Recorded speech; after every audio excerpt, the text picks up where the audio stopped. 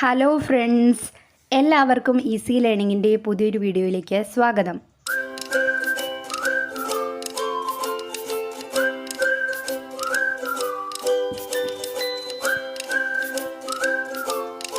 അപ്പോൾ കഴിഞ്ഞ വീഡിയോയിൽ നമ്മൾ നോക്കിയത് പ്ലാനിങ്ങിൻ്റെ പാർട്ട് 1 ആണ്. അപ്പോൾ പാർട്ട് 1 നമ്മൾ പ്ലാനിങ്ങിൻ്റെ meaning, definition, objectives, advantages, disadvantages തുടങ്ങിയ കാര്യങ്ങളൊക്കെയാണ് നോക്കിയത്. അപ്പോൾ ആ വീഡിയോ ആരെങ്കിലും കാണാത്തുണ്ടെങ്കിൽ ഈ വീഡിയോൻ്റെ ഡിസ്ക്രിപ്ഷനിൽ ഞാൻ അതിൻ്റെ ലിങ്ക് ഇടുന്നുണ്ട്, നിങ്ങൾക്ക് പോയി കാണാം. അപ്പോൾ ഇന്നത്തെ വീഡിയോയിൽ നമ്മൾ നോക്കാൻ പോകുന്നത് പ്ലാനിങ്ങിൻ്റെ സെക്കൻഡ് പാർട്ടാണ്. അപ്പോൾ ഇതിൽ നമ്മൾ process of planning, types of plan, അതുപോലെ ബാരിയേഴ്സ് ടു എഫക്റ്റീവ് പ്ലാനിങ്, ഇത്രയും ടോപ്പിക്സാണ് ഇന്നത്തെ വീഡിയോയിൽ നമ്മൾ നോക്കാൻ പോകുന്നത്. ഓക്കെ, അപ്പോൾ ഫസ്റ്റ് നമ്മൾ നോക്കുന്നത് planning process or steps in planning. Okay, അപ്പോൾ പ്ലാനിങ് എന്ന് പറയുന്ന ആ ഒരു പ്രോസസ്സിൽ വരുന്ന സ്റ്റെപ്സ് ഏതൊക്കെയാണ്, ഏതൊക്കെ സ്റ്റെപ്സിലൂടെ പോയിട്ടാണ് ഒരു ഓർഗനൈസേഷൻ ഒരു പ്ലാൻ തയ്യാറാക്കുന്നത്, ഒരു പ്ലാനിങ് ഉണ്ടാക്കുന്നത് എന്നാണ് ആദ്യം നോക്കുന്നത്. സോ പ്ലാനിങ് പ്രോസസ്സിലെ ഫസ്റ്റ് സ്റ്റെപ്പാണ് establishing the objectives. Okay, establishing the objectives. This stage deals with the setting of major organizational objectives. The organizational objectives should be specific and clear. അപ്പോൾ പ്ലാനിങ് പ്രോസസ്സിലെ ആദ്യത്തെ സ്റ്റെപ്പ് എന്ന് പറയുന്നത് ഒബ്ജക്റ്റീവ് സെറ്റ് ചെയ്യുക എന്ന് തന്നെയാണ്. അതായത് ഒരു ഓർഗനൈസേഷൻ സ്റ്റാർട്ട് ചെയ്ത് കഴിഞ്ഞാൽ അതിൻ്റെ ആദ്യത്തെ ഫംഗ്ഷൻ എന്ന് പറയുന്നത് പ്ലാനിങ് ആണല്ലേ. അപ്പോൾ പ്ലാനിങ് ചെയ്യണമെന്നുണ്ടെങ്കിൽ ആദ്യം എന്താ വേണം, ഓർഗനൈസേഷൻ ഒരു ഒബ്ജക്റ്റീവ് വേണം. അപ്പോൾ ആ ഒബ്ജക്റ്റീവ് സെറ്റ് ചെയ്ത് വെക്കുക എന്നുള്ളത് തന്നെയാണ് പ്ലാനിങ്ങിൻ്റെ ഫസ്റ്റ് സ്റ്റെപ്പ്. ഓക്കെ, അപ്പോൾ എന്ത് ചെയ്യാണ്, ഓർഗനൈസേഷന് എന്ത് ഒബ്ജക്റ്റീവാണ് അച്ചീവ് ചെയ്യാനുള്ളത് ആ ഒബ്ജക്റ്റീവ് സെറ്റ് ചെയ്ത് വെക്കുക. ഓർഗനൈസേഷൻ്റെ മേജർ ഒബ്ജക്റ്റീവ് സെറ്റ് ചെയ്യുക എന്നുള്ളതാണ് പ്ലാനിങ്ങിൻ്റെ ഫസ്റ്റ് സ്റ്റെപ്പ്. അപ്പോൾ ഓർഗനൈസേഷൻ്റെ ഒബ്ജക്റ്റീവ്സ് എപ്പോഴും സ്പെസിഫിക് ആൻഡ് ക്ലിയർ ആയിരിക്കണം. ഓക്കെ, വളരെ സ്പെസിഫിക്കും ക്ലിയറും ആയിരിക്കണം ഓർഗനൈസേഷണൽ ഒബ്ജക്റ്റീവ്സ് എല്ലാം. അപ്പോൾ അതാണ് first step, establishing the objectives അല്ലെങ്കിൽ സെറ്റിംഗ് ദ ഒബ്ജക്റ്റീവ്സ്. അടുത്ത സ്റ്റെപ്പ് എന്ന് പറയുന്നത് developing planning premises. Okay, developing planning premises. It means deciding the condition under which planning activities will be undertaken. അപ്പോൾ രണ്ടാമത്തെ സ്റ്റെപ്പ് എന്ന് പറഞ്ഞു കഴിഞ്ഞാൽ കുറച്ച് പ്ലാനിംഗ് പ്രിമൈസുകൾ ഡെവലപ്പ് ചെയ്യുക എന്നുള്ളതാണ്. ഓക്കെ, കുറച്ച് പ്ലാനിംഗ് പ്രിമൈസസ് ഡെവലപ്പ് ചെയ്യുക. ഈ പ്ലാനിംഗ് പ്രിമൈസസ് ഡെവലപ്പ് ചെയ്യുക എന്നുകൊണ്ട് ഉദ്ദേശിക്കുന്നത് deciding the condition under which planning activities will be undertaken. അതായത് നമ്മൾ ഒരു ഓർഗനൈസേഷനിൽ ഒരു പ്ലാൻ ഉണ്ടാക്കി പ്ലാനിങ് ആക്ടിവിറ്റീസൊക്കെ ചെയ്യുന്ന സമയത്ത് ഓർഗനൈസേഷൻ്റെ കണ്ടീഷൻ എന്തായിരിക്കണം അത് ഡിസൈഡ് ചെയ്ത് വെക്കുക. ഓക്കെ, പ്ലാനിങ് ആക്ടിവിറ്റീസൊക്കെ നടപ്പാക്കുന്ന സമയത്ത് ഓർഗനൈസേഷൻ്റെ കണ്ടീഷൻ എന്താണ് അത് ഡിസൈഡ് ചെയ്യുന്നതിനെയാണ് നമ്മൾ ഡെവലപ്പിംഗ് പ്ലാനിങ് പ്രിമൈസസ് എന്ന് പറയുന്നത്. Deciding the condition under which planning activities will be undertaken. Planning premises may be external or internal. External പ്രിമൈസസും ഉണ്ട്, അതുപോലെ ഇൻറ്റേർണൽ പ്രിമൈസസും ഉണ്ട്. The nature of planning premises differs at different levels of planning. പ്ലാനിങ്ങിൻ്റെ ഓരോ level വരുമ്പോഴും ഈ planning premises മാറിക്കൊണ്ടിരിക്കും. ഓക്കെ, പ്ലാനിങ് പ്രിമൈസസ് ഡിഫറെൻറ്റ് ലെവൽസിൽ ഡിഫറെൻറ്റ് പ്രിമൈസസ് ആയിരിക്കും. ഓക്കെ, അപ്പോൾ പ്ലാനിങ് പ്രിമൈസസ് എന്ന് പറഞ്ഞാൽ എന്താണെന്ന് മനസ്സിലാക്കാം. പ്ലാനിങ് ആക്ടിവിറ്റീസൊക്കെ ചെയ്യുന്ന സമയത്ത്, നടപ്പാക്കുന്ന സമയത്ത് ഓർഗനൈസേഷൻ്റെ കണ്ടീഷനെ ഡിസൈഡ് ചെയ്യുന്നതിനെയാണ് ഡെവലപ്പിംഗ് പ്ലാനിങ് പ്രിമൈസസ് എന്ന് പറയുന്നത്. പ്രിമൈസസ് എക്സ്റ്റേണലും ഉണ്ട്, ഇൻറ്റേർണലും ഉണ്ട്. അപ്പം പ്ലാനിങ്ങിൻ്റെ ഓരോ ലെവലിനനുസരിച്ച് ഈ പ്രിമൈസസും ഡിഫർ ചെയ്തുകൊണ്ടിരിക്കും. ഇത്രയും കാര്യങ്ങൾ മനസ്സിലാക്കാം. അതുപോലെ തേർഡ് സ്റ്റെപ്പാണ് ഐഡൻറ്റിഫിക്കേഷൻ ഓഫ് ആൾട്ടർനേറ്റീവ്സ്. ഓക്കെ, ഇനിയാണ് നമ്മൾ മെയിൻ ഫങ്ഷൻസിലേക്ക് കിടക്കുന്നത്, മെയിൻ സ്റ്റെപ്സിലേക്ക് കിടക്കുന്നത്. അപ്പോൾ നമുക്കറിയാം നമ്മുടെ എൻവയോൺമെൻറ്റിൽ, ഒരു ബിസിനസ് എൻവയോൺമെൻറ്റിൽ ഒരുപാട് ആൾട്ടർനേറ്റീവ്സ് ഉണ്ടായിരിക്കും അല്ലേ. അപ്പോൾ അതിൽ നല്ലൊരു ആൾട്ടർനേറ്റീവ് തിരഞ്ഞെടുത്തിട്ടാണ് ഒരു ഓർഗനൈസേഷൻ പ്ലാനിങ് തയ്യാറാക്കുക. അപ്പോൾ അടുത്ത ഒരു സ്റ്റെപ്പ് എന്ന് പറയുന്നത് ഐഡൻറ്റിഫിക്കേഷൻ ഓഫ് ആൾട്ടർനേറ്റീവ്സ് എന്നുള്ളതാണ്. Okay, generally there are several alternatives for any problem. ഒരു പ്രോബ്ലത്തിന് തന്നെ, നമ്മുടെ ഈ ചുറ്റുപാട്ടത്ത്, ഈ ലോകത്തിലെ ഒരു പ്രോബ്ലത്തിന് തന്നെ ഒന്നിൽ കൂടുതൽ സൊല്യൂഷൻ എന്നതുപോലെ ഒന്നിൽ കൂടുതൽ ആൾട്ടർനേറ്റീവ്സ് ഉണ്ടായിരിക്കും. ഓക്കെ, എല്ലാ പ്രോബ്ലത്തിനും ഒന്നിൽ കൂടുതൽ സൊല്യൂഷൻസ് അല്ലെങ്കിൽ ഒന്നിൽ കൂടുതൽ ആൾട്ടർനേറ്റീവ്സ് ഉണ്ടായിരിക്കും. ആ alternatives cannot be considered four further analysis. അപ്പോൾ എല്ലാ ആൾട്ടർനേറ്റീവ്സും അനലൈസ് ചെയ്യാൻ വേണ്ടി അങ്ങോട്ട് എടുക്കാൻ പറ്റില്ല. ഒരുപാട് ആൾട്ടർനേറ്റീവ്സ് ഉണ്ട്. ഇതെല്ലാം എടുത്തിട്ട് എല്ലാം അനലൈസ് ചെയ്ത് വരുമ്പോഴേക്കും ഓർഗനൈസേഷന് ഈ വർഷമൊന്നും സ്റ്റാർട്ട് ചെയ്യാൻ പറ്റില്ല. അത്രയ്ക്കും ആൾട്ടർനേറ്റീവ്സ് നമ്മുടെ ചുറ്റുപാടുമുണ്ട്. അപ്പോൾ ഫസ്റ്റ് സ്റ്റെപ്പ് എന്ന് പറയുന്നത് it is necessary for the planner to reduce the number of alternatives. ഒരു പ്ലാൻ തയ്യാറാക്കുന്ന ആളുടെ ഒരു ഒബ്ജക്റ്റീവ് അല്ലെങ്കിൽ ഒരു എയിമാണ് ആൾട്ടർനേറ്റീവ്സിൻ്റെ എണ്ണം കുറയ്ക്കുക എന്നുള്ളത്. അല്ലാതെ എല്ലാ ആൾട്ടർനേറ്റീവ്സും അങ്ങോട്ട് തിരഞ്ഞെടുക്കാൻ പറ്റില്ല. അപ്പോൾ ഏറ്റവും നല്ല കുറച്ച് ആൾട്ടർനേറ്റീവ്സിനെ ഐഡൻറ്റിഫൈ ചെയ്യുക എന്നുള്ളതാണ് തേർഡ് സ്റ്റെപ്പ്. ഓക്കെ, അപ്പോൾ ആൾട്ടർനേറ്റീവ്സ് ഐഡൻറ്റിഫൈ ചെയ്തു.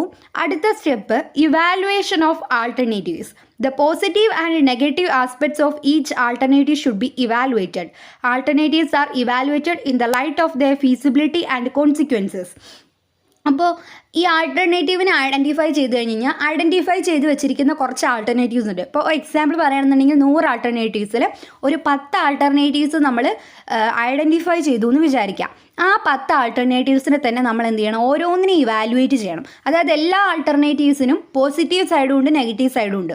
അപ്പോൾ ഏറ്റവും നല്ല ആൾട്ടർനേറ്റീവിന് സെലക്ട് ചെയ്യണമെങ്കിൽ എന്ത് ചെയ്യണം, അതിന് നമ്മൾ നല്ലതുപോലെ ഒന്ന് ഇവാലുവേറ്റ് ചെയ്യണം. ഓക്കെ, അപ്പോൾ ആ അടുത്ത സ്റ്റെപ്പ് എന്ന് പറയുന്നത് അത് തന്നെയാണ്.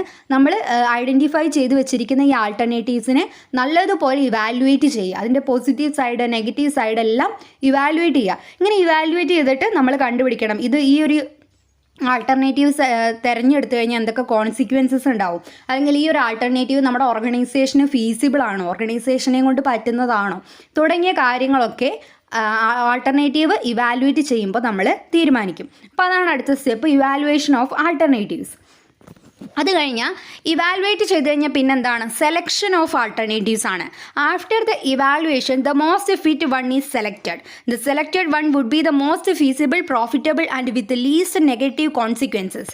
അപ്പോൾ ഇങ്ങനെ ഇവാലുവേറ്റ് ചെയ്തപ്പോൾ 100 ആൾട്ടർനേറ്റീവ്സിൽ 10 ഐഡൻറ്റിഫൈ ചെയ്ത് ഈ 10 നല്ലതുപോലെ ഇവാലുവേറ്റ് ചെയ്തിട്ട് ഈ 10 അങ്ങോട്ട് സെലക്ട് ചെയ്യാൻ പറ്റില്ല.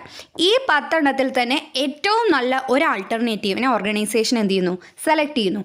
അപ്പോൾ അതാണ് അടുത്ത സ്റ്റെപ്പ്, സെലക്ഷൻ ഓഫ് ആൾട്ടർനേറ്റീവ്സ്. അപ്പോൾ ഈ 3 സ്റ്റെപ്പുകൾ നിങ്ങൾ ഓർഡറായിട്ട്, എല്ലാ സ്റ്റെപ്സും ഓർഡറായിട്ടാണ് നിങ്ങൾ പഠിക്കേണ്ടത്. പക്ഷേ ഇത് 3 നിങ്ങൾക്ക് ഒരുമിച്ച് പെട്ടെന്ന് പഠിക്കാൻ പറ്റുന്നതാണ്. Identifying alternative, evaluating alternative, selecting alternative. Okay, അപ്പോൾ ആൾട്ടർനേറ്റീവ് ഇവാലുവേറ്റ് ചെയ്ത് കഴിഞ്ഞാൽ അതിൽ ഏറ്റവും ഫിറ്റ് ആയിട്ടുള്ള നല്ലൊരെണ്ണത്തെ സെലക്ട് ചെയ്യും. ആ സെലക്ട് ചെയ്തത് ഓർഗനൈസേഷന് വളരെയധികം ഫീസിബിൾ ആയിരിക്കണം, വളരെയധികം പ്രോഫിറ്റബിൾ ആയിരിക്കണം, അതുപോലെ നെഗറ്റീവ് കോൺസിക്വൻസസ് ഒക്കെ വളരെ കുറച്ച് മാത്രമുള്ള നല്ലൊരു ആൾട്ടർനേറ്റീവിനെ സെലക്ട് ചെയ്യുക എന്നുള്ളതാണ് പ്ലാനിങ് പ്രോസസ്സിലെ 5ാമത്തെ സ്റ്റെപ്പ്. ഓക്കെ, ഇനി അടുത്ത step developing supporting plans. Okay, developing supporting plans. After formulating the basic plan, various plans are devised to support the main plan. നമ്മളൊരു മെയിൻ പ്ലാൻ ഉണ്ടാക്കാൻ തീരുമാനിച്ചു കഴിഞ്ഞാൽ, നമ്മൾ ആൾട്ടർനേറ്റീവ്സൊക്കെ ഐഡൻറ്റിഫൈ ചെയ്ത് ഇവാലുവേറ്റ് ചെയ്ത് സെലക്ട് ചെയ്ത് ഒരു പ്ലാൻ ഉണ്ടാക്കാൻ തുടങ്ങുകയാണ്. ഓക്കെ, ഒരു പ്ലാനിങ്ങിലേക്ക് എത്തുകയാണ്. അപ്പോൾ അതിന് മുമ്പ് തന്നെ നമ്മൾ എന്ത് ചെയ്യണം, ഈ നമ്മുടെ മെയിൻ പ്ലാനിനെ സഹായിക്കുന്ന കുറച്ച് സപ്പോർട്ടിംഗ് പ്ലാൻസ് കൂടി നമ്മൾ ഡെവലപ്പ് ചെയ്ത് വെക്കണം. ഓക്കെ, നമ്മൾ ഉണ്ടാക്കി വെച്ചിരിക്കുന്ന അല്ലെങ്കിൽ ഉണ്ടാക്കാൻ പോകുന്ന ഈ മെയിൻ പ്ലാനിനെ, പ്രധാനപ്പെട്ട ബേസിക് പ്ലാനിനെ സപ്പോർട്ട് ചെയ്യാൻ കുറച്ച് സപ്പോർട്ടിംഗ് പ്ലാൻസ് കൂടി നമ്മൾ ഉണ്ടാക്കി വെക്കണം. Okay, these plans are known as derivative plans. ഇങ്ങനെ മെയിൻ പ്ലാനിനെ സപ്പോർട്ട് ചെയ്യാൻ ഉണ്ടാക്കി വെച്ചിരിക്കുന്ന കുഞ്ഞു ചെറിയ പ്ലാൻസിനെ, അതിനെ നമ്മൾ സപ്പോർട്ടിംഗ് പ്ലാൻസ് അല്ലെങ്കിൽ ഡെറിവേറ്റീവ് പ്ലാൻസ് എന്നാണ് പറയുന്നത്. ഓക്കെ, അപ്പോൾ ഇതാണ് 6ാമത്തെ സ്റ്റെപ്പ്. അത് കഴിഞ്ഞ് 7ാമത്തെ step implementation of plans. The last step in planning process is the implementation of plan. This involves putting the plans into action so as to achieve the business objectives. അടുത്ത നമ്മുടെ main step എന്ന് പറയുന്നത് നമ്മുടെ പ്രോസസ്സിലെ last step എന്ന് പറയാം. പക്ഷേ ഇത് കഴിഞ്ഞ് ഒരു സ്റ്റെപ്പും കൂടി വരുന്നുണ്ട്. എങ്കിൽ പോലും മെയിൻ ലാസ്റ്റ് സ്റ്റെപ്പ് എന്ന് പറയുന്നത് ഇംപ്ലിമെൻറ്റേഷൻ ഓഫ് പ്ലാൻ ആണ്. അതായത് നമ്മളെല്ലാം തയ്യാറാക്കി വെച്ചു, സപ്പോർട്ടിംഗ് പ്ലാൻസ് എല്ലാം ഉണ്ടാക്കി. അടുത്ത നമ്മുടെ സ്റ്റെപ്പ് എന്ന് പറയുന്നത് ഈ പ്ലാൻസിനെ നടപ്പാക്കുക എന്നുള്ളതാണ്. അതിനെയാണ് ഇംപ്ലിമെൻറ്റേഷൻ ഓഫ് പ്ലാൻസ് എന്ന് പറയുന്നത്. നമ്മൾ ഉണ്ടാക്കി വെച്ചിരിക്കുന്ന പ്ലാൻസിനെയൊക്കെ നടപ്പാക്കുക. Okay, putting the plans into action so as to achieve the business objectives. നമ്മുടെ ഓർഗനൈസേഷണൽ ഒബ്ജക്റ്റീവ് അല്ലെങ്കിൽ ബിസിനസ്സിൻ്റെ ഒബ്ജക്റ്റീവ് എന്താണോ അത് അച്ചീവ് ചെയ്യാൻ വേണ്ടിയിട്ട് ഈ പ്ലാൻസിനെയൊക്കെ put into action. Okay, putting the plans into action, പ്ലാൻസിനെയൊക്കെ നടപ്പാക്കാൻ തുടങ്ങുക. അതിനെയാണ് നമ്മൾ എന്ത് പറയുന്നത്, ഇംപ്ലിമെൻറ്റേഷൻ ഓഫ് പ്ലാൻസ് എന്ന് പറയുന്നത്. ഇനിയാണ് നമ്മുടെ പ്ലാനിങ് പ്രോസസ്സിലെ ലാസ്റ്റ് സ്റ്റെപ്പ് വരുന്നത്, ഫോളോ അപ്പ്. ഓക്കെ, അപ്പോൾ എന്താണ് ഫോളോ അപ്പ് എന്ന് നോക്കാം. All plans should be reviewed from time to time in the light of current circumstances. അപ്പോൾ നമ്മൾ ഈ പ്ലാൻസ് ഒക്കെ ഉണ്ടാക്കി കഴിഞ്ഞാൽ അതിങ്ങനെ നടപ്പാക്കിക്കൊണ്ടിരിക്കും. അങ്ങനെ വെറുതെ അതിങ്ങനെ നടന്നോളല്ലോ എന്ന് വിചാരിക്കുകയല്ല ചെയ്യുക. നമ്മൾ എന്ത് ചെയ്യണം, ഓരോ ടൈം ടു ടൈമിലും ഈ പ്ലാൻസിനെ റിവ്യൂ ചെയ്തുകൊണ്ടേയിരിക്കണം. നമ്മുടെ ഓർഗനൈസേഷൻ ഉണ്ടാക്കി വെച്ചിരിക്കുന്ന പ്ലാനിനെ റിവ്യൂ ചെയ്തുകൊണ്ടേയിരിക്കണം. എന്നിട്ട് current circumstances under the light of current circumstances, അതായത് ഓർഗനൈസേഷൻ്റെ ഓരോ സിറ്റുവേഷനിലും ഓരോ അവസ്ഥ വരുമ്പോഴും ഈ പ്ലാൻസ് കറക്റ്റായിട്ട് നടപ്പാക്കുന്നുണ്ടോ, എങ്ങനെയാണിത് പോകുന്നതെന്ന് നമ്മളെപ്പോഴും റിവ്യൂ ചെയ്തുകൊണ്ടേയിരിക്കണം. This will help in detecting shortcomings and taking remedial measures well in advance. അപ്പോൾ ഇങ്ങനെ ഓരോ പ്ലാനും നമ്മൾ ടൈം ടു ടൈം ആയിട്ട് നമ്മളിങ്ങനെ ഓരോ പ്ലാനും നമ്മളിങ്ങനെ നോക്കിക്കൊണ്ടിരുന്നു കഴിഞ്ഞാൽ, അതായത് റിവ്യൂ ചെയ്തുകൊണ്ടിരുന്നു കഴിഞ്ഞാൽ എന്തെങ്കിലും ഷോർട്ട് കമ്മിങ്സ് ഉണ്ടെങ്കിൽ, അതായത് എന്തെങ്കിലും പരിമിതികളോ എന്തെങ്കിലും കമ്മിയോ എന്തെങ്കിലുമൊക്കെ ഓർഗനൈസേഷനിലൊരു പ്രശ്നം വന്നു കഴിഞ്ഞാൽ, ഓർഗനൈസേഷൻ്റെ പ്ലാനിങ്ങിലൊരു പ്രശ്നം വന്നു കഴിഞ്ഞാൽ അതിനെ നമുക്ക് പെട്ടെന്ന് ഡിറ്റക്റ്റ് ചെയ്യാൻ പറ്റും. പെട്ടെന്ന് നമുക്ക് ആ ഒരു പ്രശ്നത്തെ കണ്ടെത്താനും അതിനെ മാറ്റി റെമഡിയൽ മെഷേഴ്സൊക്കെ അഡ്വാൻസ് ആയിട്ട് എടുക്കാനും, അതായത് ആ പ്രശ്നം എന്താണോ അതിനുള്ള പരിഹാരങ്ങളൊക്കെ മുൻകൂട്ടി എടുക്കാനൊക്കെ ഓർഗനൈസേഷന് പറ്റും. അപ്പോൾ എന്ത് ചെയ്യണം? പ്ലാൻ നടപ്പാക്കിയാൽ മാത്രം പോരാ, എന്നിട്ട് അങ്ങനെ നടന്നോട്ടെ എന്ന് വിചാരിക്കുക മാത്രമല്ല ചെയ്യേണ്ടത്.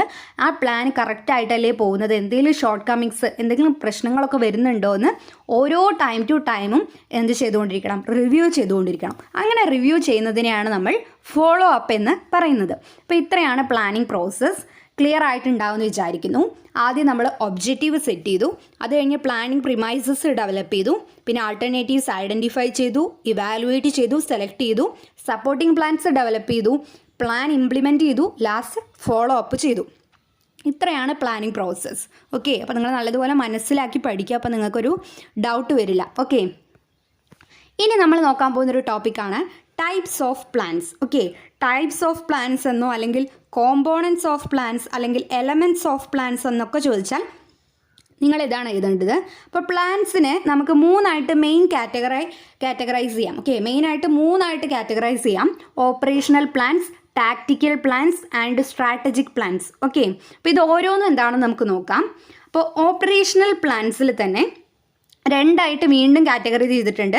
ആ രണ്ടെണ്ണത്തിൽ തന്നെ വീണ്ടും കുറച്ച് കാറ്റഗറികൾ കൂടി വരുന്നുണ്ട്. അപ്പോൾ ഓപ്പറേഷണൽ പ്ലാൻസിൽ തന്നെ രണ്ട് മെയിൻ പ്ലാൻസ് വരുന്നുണ്ട്, സിംഗിൾ യൂസ് പ്ലാനും അതുപോലെ സ്റ്റാൻഡിങ് പ്ലാനും. ഈ സിംഗിൾ യൂസ് പ്ലാനിൽ തന്നെ ബഡ്ജറ്റ്, പ്രോഗ്രാം എന്ന് പറഞ്ഞ രണ്ടെണ്ണം വരുന്നുണ്ട്. സ്റ്റാൻഡിങ് പ്ലാൻസിൽ ഒബ്ജക്റ്റീവ്സ്, പോളിസി, പ്രൊസീജിയേഴ്സ്, റൂൾസ് എന്ന് പറഞ്ഞ് 4 എണ്ണം വരുന്നുണ്ട്. അപ്പോൾ ഇതിന് ഓരോന്നിനെയും പറ്റിയിട്ട് നമുക്ക് ഡീറ്റെയിൽ ആയിട്ട് നോക്കാം. ഇമ്പോർട്ടൻ്റ് ഏരിയ ആണ്, നിങ്ങൾ ശ്രദ്ധിച്ച് കേൾക്കാം, നോട്ട്സൊക്കെ പ്രിപ്പയർ ചെയ്ത് വയ്ക്കുക. ഓക്കെ, നമ്മൾ ഫസ്റ്റ് നോക്കുന്നതാണ് single use plans. Okay, it is applied to those activities which do not repeat. It includes, അതായത് എന്തെങ്കിലും ഓർഗനൈസേഷനിലെ ആക്ടിവിറ്റീസ്, ഒരിക്കലും റിപ്പീറ്റ് ആവാത്ത ആക്ടിവിറ്റീസ് ഉണ്ടാവുമല്ലോ, അതായത് നമ്മൾ ആവർത്തിക്കാത്ത ആക്ടിവിറ്റീസ് ഉണ്ടാവും ഒരു ഓർഗനൈസേഷനിൽ. അങ്ങനെ ആവർത്തിക്കാത്ത ആക്ടിവിറ്റീസിന് വേണ്ടി തയ്യാറാക്കുന്ന പ്ലാനുകളെയാണ് സിംഗിൾ യൂസ് പ്ലാൻസ് എന്ന് പറയുന്നത്. ഓക്കെ, ഒരു വട്ടം യൂസ് ചെയ്യുള്ളൂ, സിംഗിൾ യൂസ് ആണ്. ഓക്കെ, ഒന്നിൽ കൂടുതൽ തവണ നമ്മളിത് ഉപയോഗിക്കില്ല. അപ്പോൾ നമ്മളിത് ഒരു തവണത്തേക്ക് ഒരു യൂസിന് വേണ്ടി മാത്രം ഉണ്ടാക്കുന്നതാണ്. അപ്പോൾ സിംഗിൾ യൂസ് പ്ലാൻസ് എന്താണെന്ന് നിങ്ങൾ മനസ്സിലാക്കുക. റിപ്പീറ്റ് ചെയ്യാത്ത കാര്യങ്ങൾക്ക് വേണ്ടി, റിപ്പീറ്റ് ചെയ്യാത്ത ആക്ടിവിറ്റീസ് ഉണ്ടാവും ഒരു ഓർഗനൈസേഷനിൽ, ആവർത്തിക്കാത്ത ആക്ടിവിറ്റീസ്. അങ്ങനെയുള്ള ആക്ടിവിറ്റീസിന് വേണ്ടി ഒരിക്കൽ മാത്രം തയ്യാറാക്കുന്ന പ്ലാൻസിനെയാണ് സിംഗിൾ യൂസ് പ്ലാൻസ് എന്ന് പറയുന്നത്. ഈ സിംഗിൾ യൂസ് പ്ലാൻസിൽ തന്നെ 2 എണ്ണം വരുന്നുണ്ട്, നമ്മൾ പറഞ്ഞു, ബഡ്ജറ്റ് ആൻഡ് പ്രോഗ്രാം. അതിൽ ഫസ്റ്റ് വണ്ണാണ് ബഡ്ജറ്റ്. അപ്പോൾ ബഡ്ജറ്റ് എന്താണെന്ന് നമുക്ക് നോക്കാം. Budget, it is a statement of expected results expressed in quantitative terms for a definite period of time. It is a plan which quantifies future facts and figures. അപ്പോൾ budget എന്ന് പറഞ്ഞു കഴിഞ്ഞാൽ ഓർഗനൈസേഷൻ്റെ ഈ കണക്ക് പരമായിട്ടുള്ള കാര്യങ്ങളുണ്ടാവും, ഫിഗേഴ്സൊക്കെ ഉണ്ടാവും. അതൊക്കെ നമ്മൾ എഴുതി വെക്കാൻ ഉപയോഗിക്കുന്ന ഒരു സ്റ്റേറ്റ്മെൻറ്റാണ് ബഡ്ജറ്റ്. ഓക്കെ, അതായത് expected results expressed in quantitative terms, അതായത് ഒരു ഓർഗനൈസേഷൻ പ്രതീക്ഷിച്ച രീതിയിലുള്ള റിസൾട്ട് അതിനുണ്ടായോ, ആ റിസൾട്ടിനെ ക്വാണ്ടിറ്റേറ്റീവ് ടേംസിൽ കണക്കിൻ്റെ രൂപത്തിൽ എഴുതി വെക്കുന്നതിനെ, എക്സ്പ്രസ് ചെയ്യുന്നതിനെയാണ് ബഡ്ജറ്റ് എന്ന് പറയുന്നത്. അതായത് ഓർഗനൈസേഷൻ്റെ ലാഭം എത്രയാണ്, നഷ്ടം എത്രയാണെന്നൊക്കെ പറഞ്ഞ് നമ്മളൊരു സ്റ്റേറ്റ്മെൻറ്റ് ഉണ്ടാക്കൂലേ. നമുക്കറിയാം, പ്രോഫിറ്റ് ആൻഡ് ലോസ് അക്കൗണ്ടും ട്രേഡിംഗ് അക്കൗണ്ടും ബാലൻസ് ഷീറ്റൊക്കെ ഒരു ഓർഗനൈസേഷനിൽ ഉണ്ടാക്കും. അപ്പോൾ ഇങ്ങനെ ഇത്തരത്തിൽ കണക്ക് രീതിയിൽ നമ്മൾ എഴുതി വെക്കുന്നതിനെ, അതിനെ എക്സ്പ്രസ് ചെയ്യുന്നതിനെയാണ് നമ്മൾ ബഡ്ജറ്റ് എന്ന് പറയുന്നത്. ഇതൊരു ഡെഫിനിറ്റ് പീരീഡിന് വേണ്ടിയിട്ടായിരിക്കും നമ്മൾ ഒരു ബഡ്ജറ്റ് തയ്യാറാക്കുക. അപ്പോൾ ബഡ്ജറ്റ് എന്ന് പറഞ്ഞാൽ എന്താണെന്ന് നമ്മൾ മനസ്സിലാക്കാം. ബഡ്ജറ്റ് എന്ന് പറഞ്ഞു കഴിഞ്ഞാൽ ഓർഗനൈസേഷൻ വിചാരിച്ചതുപോലെ അതിൻ്റെ റിസൾട്ട്സ് അച്ചീവ് ചെയ്യാൻ പറ്റിയോ, ആ ഉണ്ടായ റിസൾട്ട്സിനെ ക്വാണ്ടിറ്റേറ്റീവ് ടേംസിൽ കണക്ക് രൂപത്തിൽ എഴുതി വെക്കുന്നതിനെയാണ് നമ്മൾ ബജറ്റ് എന്ന് പറയുന്നത്. It is a plan which quantifies future facts and figures. നമ്മൾ ഉദ്ദേശിച്ച രീതിയിലുള്ള ഫ്യൂച്ചർ ഫാക്ട്സും ഫിഗേഴ്സൊക്കെ ഉണ്ടായോ, അതിനൊക്കെ നമ്മൾ ഒരു സ്റ്റേറ്റ്മെൻറ്റ് രൂപത്തിലേക്ക് എഴുതി വെക്കുകയാണ്. അതിനെ തന്നെയാണ് ബജറ്റ് എന്ന് പറയുന്നത്. അടുത്ത രണ്ടാമത്തെയാണ് programme. It is a sequence of activities to be undertaken for implementing the policies and achieving the objectives of an organisation. Okay, അപ്പോൾ പ്രോഗ്രാം എന്ന് പറയുന്നൊരു സീക്വൻസ് ഓഫ് ആക്ടിവിറ്റീസ് ആണ്. അത് നമ്മൾ എന്തിനു വേണ്ടിയിട്ടാണ് ചെയ്യുന്നത്? Implementing the policies and achieving the objectives of an organisation. അതായത് ഓർഗനൈസേഷനിൽ കുറേ പോളിസീസ് ഒരു ഓർഗനൈസേഷൻ ഉണ്ടാക്കി വെച്ചിട്ടുണ്ടാവില്ലേ, അപ്പോൾ ഈ പോളിസീസൊക്കെ ഇംപ്ലിമെൻറ്റ് ചെയ്യാൻ വേണ്ടിയിട്ട്, ഈ പോളിസീസൊക്കെ നടപ്പാക്കാൻ വേണ്ടിയിട്ടും അതുപോലെ ഓർഗനൈസേഷൻ്റെ ഒബ്ജക്റ്റീവ്സൊക്കെ അച്ചീവ് ചെയ്യാൻ വേണ്ടിയിട്ടും നമ്മൾ തയ്യാറാക്കുന്നതിനെയാണ് പ്രോഗ്രാം എന്ന് പറയുന്നത്. ഓക്കെ, നമ്മൾ തയ്യാറാക്കുന്ന പ്ലാനിനെയാണ് പ്രോഗ്രാം എന്ന് പറയുന്നത്. അപ്പോൾ പ്രോഗ്രാം എന്ന് പറയുന്നത് ഒരു പ്ലാനാണ്. ഈ പ്രോഗ്രാം നമ്മൾ എന്തിനാണ് തയ്യാറാക്കുന്നത്? ഓർഗനൈസേഷൻ്റെ പോളിസീസ് ഇംപ്ലിമെൻറ്റ് ചെയ്യുന്നതിന്, പോളിസീസ് നടപ്പാക്കുന്നതിന്, അതുപോലെ ഓർഗനൈസേഷൻ്റെ ഒബ്ജക്റ്റീവ്സ് അച്ചീവ് ചെയ്യുന്നതിന് വേണ്ടിയിട്ട്. അപ്പോൾ ഓർഗനൈസേഷൻ്റെ പോളിസീസ് നടപ്പാക്കാനും ഓർഗനൈസേഷൻ്റെ ഒബ്ജക്റ്റീവ്സ് അച്ചീവ് ചെയ്യാനും വേണ്ടി തയ്യാറാക്കുന്ന സീക്വൻസ് ഓഫ് ആക്ടിവിറ്റീസ് അല്ലെങ്കിൽ പ്ലാൻസിനെയാണ് പ്രോഗ്രാം എന്ന് പറയുന്നത്. It tells what is to be done to achieve the goals. അപ്പോൾ ഈ പ്രോഗ്രാമാണ് പറയാം ഗോൾ അച്ചീവ് ചെയ്യാൻ വേണ്ടി എന്താണ് ചെയ്യേണ്ടത്. ഓക്കെ, ഓർഗനൈസേഷൻ്റെ ഗോൾ അച്ചീവ് ചെയ്യാൻ വേണ്ടി ഒരു ഓർഗനൈസേഷൻ എന്ത് ചെയ്യണം, what is to be done. Okay, ഒരു ഓർഗനൈസേഷൻ എന്താണ് അതിൻ്റെ ഗോൾ അച്ചീവ് ചെയ്യാൻ വേണ്ടത് എന്ന് പറയുക ഒരു പ്രോഗ്രാം ആയിരിക്കും. ഓക്കെ, അപ്പോൾ ഈ പ്രോഗ്രാമിലായിരിക്കും ഇന്ന കാര്യങ്ങളൊക്കെ എഴുതി വെച്ചിട്ടുണ്ടാവുക, എന്തൊക്കെ ഒരു ഓർഗനൈസേഷൻ ചെയ്യണം, അതുപോലെ ഓർഗനൈസേഷൻ്റെ പോളിസീസൊക്കെ എങ്ങനെ നടപ്പാക്കണം, ഒബ്ജക്റ്റീവ്സൊക്കെ എങ്ങനെ അച്ചീവ് ചെയ്യണം തുടങ്ങിയ കാര്യങ്ങളൊക്കെ എഴുതി വെച്ചിരിക്കുന്ന ഒരു പ്ലാനിനെയാണ് നമ്മൾ പ്രോഗ്രാം എന്ന് പറയുന്നത്. ഓക്കെ, അപ്പോൾ അത് രണ്ടും മനസ്സിലായിട്ടുണ്ടാകുമെന്ന് വിചാരിക്കുന്നു. സിംഗിൾ യൂസ് പ്ലാൻസ് ആണ് പറഞ്ഞത്, അതിൽ ബഡ്ജറ്റും നമ്മൾ പറഞ്ഞു, പ്രോഗ്രാമും നമ്മൾ പറഞ്ഞു. ഇനി നമ്മൾ നോക്കുന്നതാണ് സ്റ്റാൻഡിങ് പ്ലാൻസ്. അപ്പോൾ ഈ സ്റ്റാൻഡിങ് പ്ലാൻസിൻ്റെ മറ്റ് പേരുകളാണ് കണ്ടിന്യൂയിങ് പ്ലാൻസ് അല്ലെങ്കിൽ ongoing plans. Okay, standing, continuing or ongoing plans. These are usually made once and use again and again. Okay, അപ്പോൾ ഈ സ്റ്റാൻഡിങ് പ്ലാൻസ് എന്ന് പറയുന്നത് നമ്മൾ ഒറ്റ തവണ ഉണ്ടാക്കി വയ്ക്കുള്ളൂ, എന്നിട്ട് നമ്മളിത് വീണ്ടും വീണ്ടും ഉപയോഗിക്കും, റിപ്പീറ്റ് ചെയ്ത് ഉപയോഗിക്കും. മറ്റേത് എങ്ങനെയാണ്? സിംഗിൾ യൂസ് പ്ലാൻസ് എന്താണ്? ഒരൊറ്റ സിംഗിളായിട്ടുള്ള ഒറ്റ കാര്യത്തിനെ നമ്മൾ യൂസ് ചെയ്യുള്ളൂ, സിംഗിളായിട്ട് നമ്മളത് യൂസ് ചെയ്യുള്ളൂ ഒറ്റ കാര്യത്തിന്. പക്ഷേ ഇത് അങ്ങനെയല്ല, ഇത് ഒറ്റ പ്രാവശ്യം നമ്മൾ ഉണ്ടാക്കുള്ളൂ, പക്ഷേ വീണ്ടും വീണ്ടും നമ്മളിത് എടുത്ത് ഉപയോഗിക്കും. ഒരു പ്ലാൻ ഉണ്ടാക്കി വെച്ച് കഴിഞ്ഞാൽ അതെടുത്തിട്ട് വീണ്ടും വീണ്ടും ഉപയോഗിക്കും, റിപ്പീറ്റ് ആയിട്ട് ആ പ്ലാനെ നമ്മൾ ഉപയോഗിക്കും. അപ്പോൾ അതാണ് സിംഗിൾ യൂസ് പ്ലാനും സ്റ്റാൻഡിങ് പ്ലാനും തമ്മിലുള്ള വ്യത്യാസം. അത് നിങ്ങൾ മനസ്സിലാക്കി വെക്കുക കേട്ടോ. സിംഗിൾ യൂസ് പ്ലാൻ നമ്മൾ ഒരു തവണ ഉപയോഗിക്കുള്ളൂ, പക്ഷേ സ്റ്റാൻഡിങ് പ്ലാൻസ് നമ്മൾ വീണ്ടും വീണ്ടും റിപ്പീറ്റ് ചെയ്ത് എഗെയിൻ ആൻഡ് എഗെയിൻ നമ്മൾ യൂസ് ചെയ്തുകൊണ്ടിരിക്കും. അപ്പോൾ അതാണ് സ്റ്റാൻഡിങ് പ്ലാൻസ്. ഇനി സ്റ്റാൻഡിങ് പ്ലാൻസിൽ വരുന്ന ഓരോന്നും നമുക്ക് നോക്കാം. അതിൽ ഫസ്റ്റ് വണ്ണാണ് objectives. Every organisation is established to achieve some goals. അപ്പോൾ ഒബ്ജക്റ്റീവ്സ് എന്ന് പറഞ്ഞാൽ നമുക്ക് അറിയാമല്ലേ, എല്ലാ ഓർഗനൈസേഷനും ഉണ്ടാവുന്നത് തന്നെ എന്തിനു വേണ്ടിയിട്ടാണ്? അതിൻ്റെ ഒബ്ജക്റ്റീവ്സ് അച്ചീവ് ചെയ്യാൻ വേണ്ടിയിട്ടാണല്ലേ. അപ്പോൾ ഒബ്ജക്റ്റീവ്സ് എന്ന് പറഞ്ഞാൽ അത് തന്നെയാണ്. Every organisation is established to achieve some goals. എല്ലാ ഓർഗനൈസേഷനും നടപ്പാക്കുന്നത്, എല്ലാ ഓർഗനൈസേഷനും പ്രവർത്തിക്കുന്നത് അതിൻ്റെ ഗോൾസ് അച്ചീവ് ചെയ്യാൻ വേണ്ടി മാത്രമാണ്. അപ്പോൾ ഇനി നമ്മൾ പറയുന്നത് ഒബ്ജക്റ്റീവ്സിൻ്റെ കുറച്ച് സ്പെഷ്യാലിറ്റീസ് ആണ്, കുറച്ച് ഫീച്ചേഴ്സ് ആണ്. Objectives are predetermined. ഒബ്ജക്റ്റീവ്സൊക്കെ എപ്പോഴും പ്രീ ഡിറ്റർമൈൻഡ് ആയിരിക്കും, അതായത് ഓൾറെഡി സെറ്റ് ചെയ്ത് വെച്ചിരിക്കും. അതുപോലെ it must B realistic. Objectives എപ്പോഴും എന്തായിരിക്കണം? റിയലിസ്റ്റിക് ആയിരിക്കണം, യഥാർത്ഥത്തിൽ കൊണ്ടുവരാൻ കഴിയുന്നതായിരിക്കണം. അല്ല അതൊരു ഇമാജിനറി കാര്യങ്ങളൊന്നും എടുത്തിട്ട് നമുക്ക് ഒബ്ജക്റ്റീവായിട്ട് ഓർഗനൈസേഷൻ്റെ സെറ്റ് ചെയ്യാൻ പറ്റില്ല. അപ്പോൾ യാഥാർത്ഥ്യപരമായിട്ട് കൊണ്ടുവരാൻ കഴിയുന്ന കാര്യമായിരിക്കണം. അതുകൊണ്ടാണ് പറയുന്നത് റിയലിസ്റ്റിക് എന്ന്. അതുപോലെ it must be well defined. ഓർഗനൈസേഷൻ്റെ ഒബ്ജക്റ്റീവ്സ് ഒക്കെ എപ്പോഴും വെൽ ഡിഫൈൻഡ് ആയിരിക്കണം. എന്താണ് ഒബ്ജക്റ്റീവ്സ് എന്ന് കറക്റ്റായിട്ട് ഡിഫൈൻ ചെയ്ത് വെച്ചിരിക്കണം. അതുപോലെ objectives R multiple in nature. Objectives multiple ആയിരിക്കും എപ്പോഴും. ഒരു ഒബ്ജക്റ്റീവ് ആയിരിക്കില്ല ഒരു ഓർഗനൈസേഷൻ ഉണ്ടാവും. ഒരു മെയിൻ ഒബ്ജക്റ്റീവ് ഉണ്ടെങ്കിലും അതിൽ തന്നെ കുഞ്ഞ് ചെറിയ ഒബ്ജക്റ്റീവ്സ് വരും. അതായത് ഫോർ എക്സാമ്പിൾ പറയുകയാണെന്നുണ്ടെങ്കിൽ ഒരു ഓർഗനൈസേഷൻ്റെ മെയിൻ ഒബ്ജക്റ്റീവ് നല്ല പ്രോഫിറ്റ് ഏൺ ചെയ്യണം എന്നാണെന്നുണ്ടെങ്കിൽ അതിൻ്റെ ഉള്ളിൽ തന്നെ കുറേ കുഞ്ഞു ഒബ്ജക്റ്റീവ്സ് വരും. അതായത് എന്താണ്? സെയിൽസ് കൂട്ടണം, പർച്ചേസ് ഇങ്ങനെ ആവണം, സപ്ലയർ ഇങ്ങനെ ആവണം, കസ്റ്റമേഴ്സുമായിട്ട് ഇങ്ങനെ ആവണം എന്നൊക്കെ പറഞ്ഞ് അതിൻ്റെ ഉള്ളിൽ തന്നെ പിന്നെയും കുറേ കുഞ്ഞു ലക്ഷ്യങ്ങൾ ഓരോ ഓർഗനൈസേഷന് വരും. അതുകൊണ്ട് നമുക്ക് പറയാം ഒബ്ജക്റ്റീവ്സ് എന്ന് പറയുന്നത് മൾട്ടിപ്പിൾ ആണ് എന്ന് പറയാം. അപ്പോൾ it must B measurable. Objectives നമുക്ക് എപ്പോഴും എന്ത് ചെയ്യാൻ പറ്റണം? അളക്കാൻ കഴിയണം, മെഷറബിൾ ആയിരിക്കണം. അതുപോലെ it may be tangible or intangible. ഒരു ഓർഗനൈസേഷൻ്റെ ഒബ്ജക്റ്റീവ് ടാഞ്ചിബിൾ ആകാം അല്ലെങ്കിൽ ഇൻടാഞ്ചിബിൾ ആവാം. ടാഞ്ചിബിൾ എന്ന് പറഞ്ഞാൽ കാണാനും തൊടാനും ഒക്കെ കഴിയുന്നത് എന്നാണ്. ഇൻടാഞ്ചിബിൾ എന്ന് പറഞ്ഞാൽ കാണാനോ തൊടാനോ ഒന്നും കഴിയാത്തതെന്നാണ്. ഇപ്പോൾ ഒരു ഒബ്ജക്റ്റീവ് എന്ന് പറയുന്നത്, ഒരു ലക്ഷ്യം എന്ന് പറയുന്നത് അത് ടാഞ്ചിബിളും ആകാം ഒരുപക്ഷെ, അല്ലെങ്കിൽ ഇൻടാഞ്ചിബിളും ആകാം ഒരുപക്ഷെ. ഓക്കെ, അപ്പോൾ ഇത്രയും കാര്യങ്ങളാണ് ഒബ്ജക്റ്റീവ്സിനെ കുറിച്ച് പറയാനുള്ളത്. അടുത്തതാണ് പോളിസി. ഓക്കെ, നമ്മുടെ സ്റ്റാൻഡിംഗ് പ്ലാൻസിൽ വരുന്ന അടുത്തൊരു കാറ്റഗറിയാണ് പോളിസി.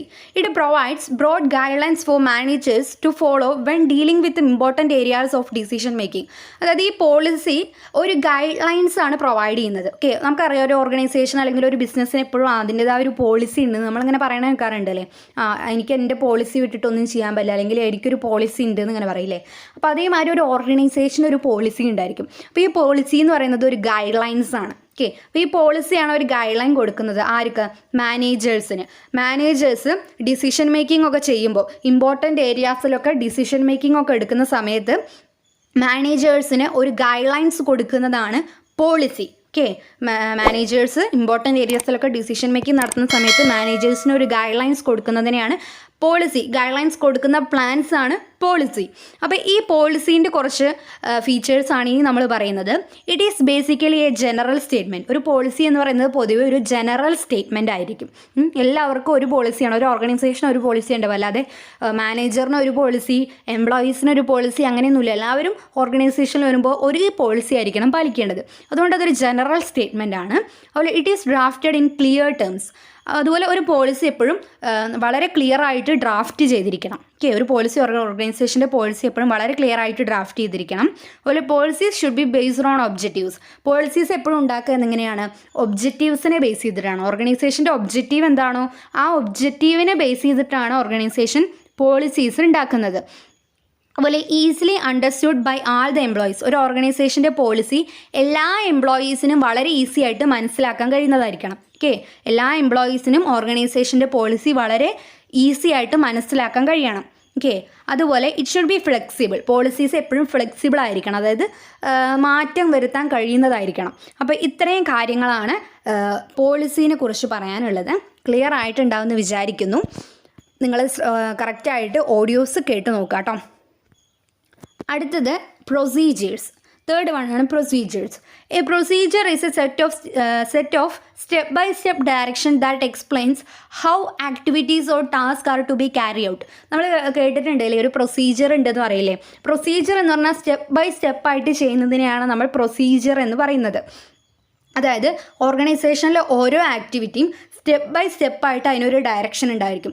ആ ഒരു ആക്ടിവിറ്റി അല്ലെങ്കിൽ ആ ഒരു ടാസ്ക് അങ്ങനെ സ്റ്റെപ്പ് ബൈ സ്റ്റെപ്പായിട്ട് മാത്രമേ ചെയ്യാൻ പാടുള്ളൂ. അപ്പോൾ ഇങ്ങനെയൊക്കെ സ്റ്റെപ്പ് ബൈ സ്റ്റെപ്പായിട്ട് ചെയ്യണം തുടങ്ങിയ കാര്യങ്ങളൊക്കെ ഡിഫൈൻ ചെയ്ത് കൊടുക്കുന്നതാണ് ഒരു പ്രൊസീജിയർ. ഓക്കെ, പ്രൊസീജിയർ എന്ന് പറഞ്ഞാൽ എന്താണെന്ന് മനസ്സിലാക്കാം. എല്ലാ ആക്ടിവിറ്റീസും സ്റ്റെപ്പ് ബൈ സ്റ്റെപ്പായിട്ട് ചെയ്യണം എന്ന് പറയുന്നതിനെയാണ് നമ്മൾ പ്രൊസീജിയേഴ്സ് എന്ന് പറയുന്നത്. And established procedure ensures uniformity of action. അപ്പോൾ ഒരു പ്രൊസീജിയർ എപ്പോഴും എന്ത് എൻഷുവർ ചെയ്യുന്നുണ്ട്? യൂണിഫോമിറ്റി ഓഫ് ആക്ഷൻ ഉറപ്പ് വരുത്തുന്നുണ്ട്. അതായത് ഓർഗനൈസേഷൻ്റെ ആക്ഷൻസ് എല്ലാം തന്നെ യൂണിഫോം ആണ്. ഓക്കെ, യൂണിഫോമിറ്റി ഉണ്ട്, അതായത് എല്ലാം ഒരുപോലെയാണ് എന്ന് ഉറപ്പ് വരുത്തുന്നത് പ്രൊസീജിയേഴ്സ് ആണ്. അതുപോലെ most organisation has procedures four purchasing supplies and equipments. പല ഓർഗനൈസേഷനും സപ്ലൈസ് നടത്തുന്നതിനും എക്യുപ്മെൻറ്റ്സ് പർച്ചേസ് ചെയ്യുന്നതിനൊക്കെ പ്രൊസീജിയേഴ്സ് ഉണ്ട് എന്നാണ് പറയുന്നത്. ഓക്കെ, അപ്പോൾ പർച്ചേസ് ചെയ്യുന്നതിനാണെങ്കിലും സപ്ലൈ ചെയ്യുന്നതിനാണെങ്കിലും എക്യുപ്മെൻറ്റ്സും തുടങ്ങിയ കാര്യങ്ങളൊക്കെ വാങ്ങിക്കുന്നതിനാലും എല്ലാത്തിനും ഒരു പ്രൊസീജിയർ ഉണ്ടായിരിക്കണം. എല്ലാ ആക്ടിവിറ്റിയും ഒരു സ്റ്റെപ്പ് ബൈ സ്റ്റെപ്പായിട്ടായിരിക്കും ചെയ്യേണ്ടത്. അപ്പോൾ അതാണ് പ്രൊസീജിയേഴ്സിൽ പറയുന്നത്. അടുത്തതാണ് rules. Okay, rules. It is an explicit statement that tells an employee what he or she can and cannot do. അപ്പോൾ റൂൾ എന്ന് പറഞ്ഞാൽ ഒരു ഓർഗനൈസേഷൻ എപ്പോഴും ഒരു റൂൾ ഉണ്ടായിരിക്കും അല്ലേ. നമ്മളിപ്പം സ്കൂളിലത്തെ കാര്യം പറയുകയാണെന്നുണ്ടെങ്കിൽ നമുക്കൊരു സ്കൂളിൽ പോയി കഴിഞ്ഞാൽ സ്കൂളിൽ ഒരു റൂൾ ഉണ്ടാവും അല്ലേ. അതായത് കറക്റ്റ് 9:30 എല്ലാവരും സ്കൂളിൽ എത്തണം. അതുപോലെ എല്ലാവരും യൂണിഫോം നിർബന്ധമായി ധരിക്കണം. ഇൻ്റർവെൽ ടൈമിൽ അല്ലാതെ ആരും പുറത്തേക്ക് ഇറങ്ങരുത് എന്നൊക്കെ പറഞ്ഞൊരു റൂൾ ഉണ്ടായിരിക്കും. അതേപോലെ ഒരു ഓർഗനൈസേഷനിലും ഒരു റൂൾ ഉണ്ടായിരിക്കും. എപ്പോൾ ചെല്ലാം, എപ്പോൾ ഇറങ്ങി പോരാം, എന്തായിരിക്കണം ധരിക്കേണ്ടത് തുടങ്ങി ഒരു ഓർഗനൈസേഷനിൽ എങ്ങനെ ഒരു എംപ്ലോയി പെരുമാറണം എന്നതിനെക്കുറിച്ച് ഒരു റൂൾ ഉണ്ടാവും. അപ്പോൾ റൂൾ എന്ന് പറഞ്ഞു കഴിഞ്ഞാൽ ഒരു എംപ്ലോയി അത് ചെയ്യാൻ പാടുന്ന കാര്യങ്ങളും ചെയ്യാൻ പാടാത്ത കാര്യങ്ങളും ഡിഫൈൻ ചെയ്തിരിക്കുന്ന പ്ലാനിനെയാണ് നമ്മൾ റൂൾ എന്ന് പറയുന്നത്. ഓക്കെ, ഈ റൂൾ എന്ന് പറയുന്ന പ്ലാനിലാണ് എന്ത് എഴുതിയിട്ടുണ്ടാവുക? ഓരോ എംപ്ലോയീസും എന്തൊക്കെ ചെയ്യാൻ പാടും എന്തൊക്കെ ചെയ്യാൻ പാടില്ല. Okay, rules R definite and rigid. ഇനി റൂൾസിൻ്റെ കുറച്ച് ഫീച്ചേഴ്സാണ് പറയുന്നത്.